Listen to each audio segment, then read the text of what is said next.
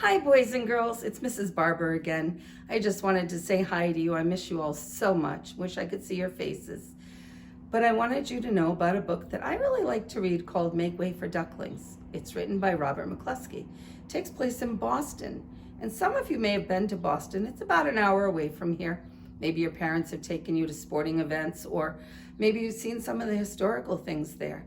There is a statue of Mama Duck and the Ducklings in the public gardens in Boston. So if you ever get to go there, ask your parents. It's right across the street from Cheers, and you can see the duck and her ducklings and the park that the story takes place in.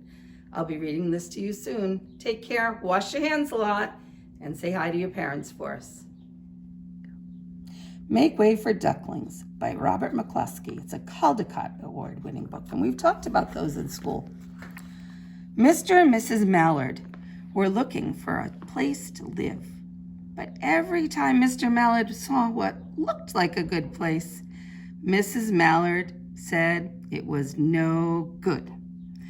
There were sure to be foxes in the woods or turtles in the water, and she was not going to raise a family where there might be foxes or turtles. So they flew on and on. When they got to Boston, they felt too tired to fly any further. There was a nice pond in the public garden with a little island on it. The very place to spend the night, quacked Mr. Mallard. So down they flapped. Flap, flap, flap, flap. Next morning, they fished for their breakfast in the mud at the bottom of the pond. But they didn't find very much. See them diving under the water? That's how ducks eat. Just as they were getting ready to start on their way, a strange, enormous bird came by. It was pushing a boat full of people, and there was a nice man sitting on its back. "Good morning," quacked Mr. Mallard, being polite. The big bird was too proud to answer, but the people on the boat threw peanuts into the water, so the Mallards followed them all around the pond and got another breakfast, better than the first. And you can take this boat in the public garden. "I like this place," said Mrs. Mallard, as they climbed on the bank and waddled along. "Why don't we build a nest and raise our ducklings right in this pond? There are no foxes and no turtles, and the people feed us peanuts. What could be better?" "Good," said Mr. Mallard, delighted that at last Mrs. Mallard had found a place that suited her. "But—" "Look out!" squawked Mrs. Mallard. All of a dither. You'll get me run over." And when she got her breath, she added, "This is no place for babies with all those horrid things rushing about. We'll have to look somewhere else." Poor ducks. So they flew over Beacon Hill and round the State House. But there was no place there, just a bunch of buildings. They looked in Louisburg Square, but there was no water to swim in. Then they flew over the Charles River. "This is better," quacked Mr. Mallard. "That island looks like a nice place, and it's only a little way from the public garden." "Yes," said Mrs. Mallard, remembering the peanuts. "That looks like just the right place to hatch ducklings." So they chose a cozy spot among the bushes near the water and settled down to build their nest. And only just in time, for now they were beginning to molt. That means losing their feathers. All their old wing feathers started to drop out, and they would not be able to fly again until the new ones grew in. But of course, they could swim, and one day they swam over to the park on the riverbank, and there they met a policeman called Michael. Michael fed them peanuts, and after that, the Mallards called on Michael every day. After Mrs. Mallard had laid 8 eggs in their nest, she couldn't go to visit Michael anymore because she had to sit on the eggs to keep them warm. She moved off the nest only to get a drink of water or to have her lunch or to count the eggs and make sure they were all there. They're all there. One day, the ducklings hatched out. First came Jack, then Cack, then Lack, then Mack, and Knack, and Whack, and Pack, and Quack. Mr. and Mrs. Mallard were bursting with pride. It was a great responsibility taking care of so many ducklings, and it kept them very busy.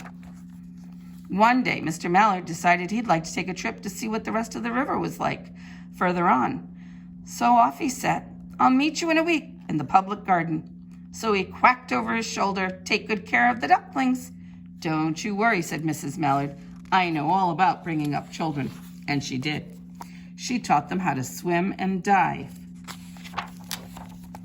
She taught them to walk in a line, to come when they were called, and to keep a safe distance from bikes and scooters and other things with wheels. How cute they are. When at last she felt perfectly satisfied with them, she said one morning, "Come along, children, follow me." Before you could wink an eyelash, Jack, Cack, Lack, Mack, Knack, Whack, Pack, and Quack fell into line, just as they had been taught.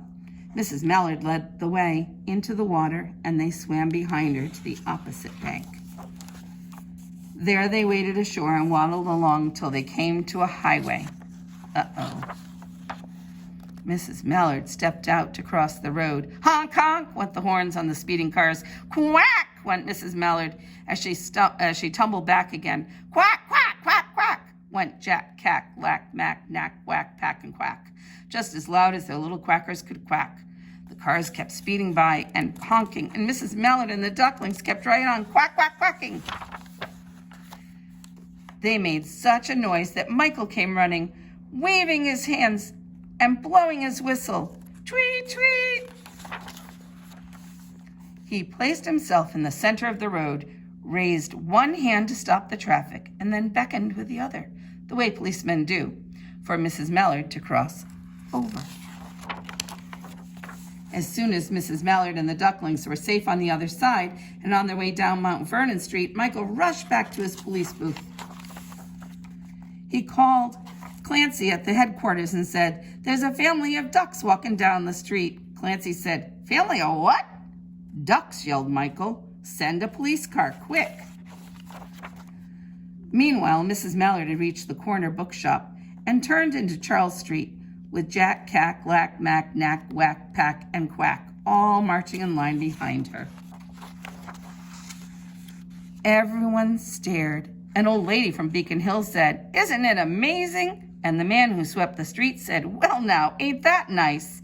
And when Mrs. Mallard heard them, she was so proud, she tipped her nose in the air and she walked along with an extra swing in her waddle. When they came to the corner of Beacon Street, there was the police car with 4 policemen that Clancy had sent from headquarters. The policemen held back the traffic so Mrs. Mallard and the ducklings could march across the street, right into the public garden.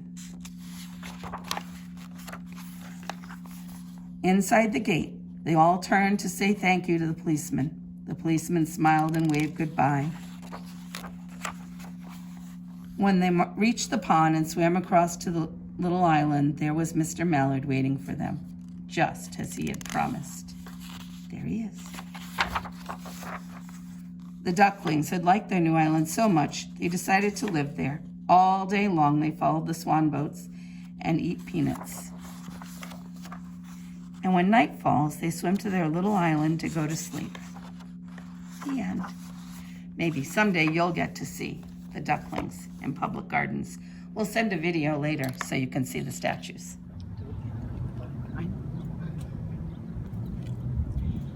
We're here with the Make Way for Ducklings, a story we read every year in our classroom about the ducklings that crossed all the streets and found somewhere to live. We are in the public gardens, and that's where they decided they like to follow the swan boat around. And the swan boat, if you've ever been on it here in Boston, doesn't have a real swan, but the ducklings think it's real.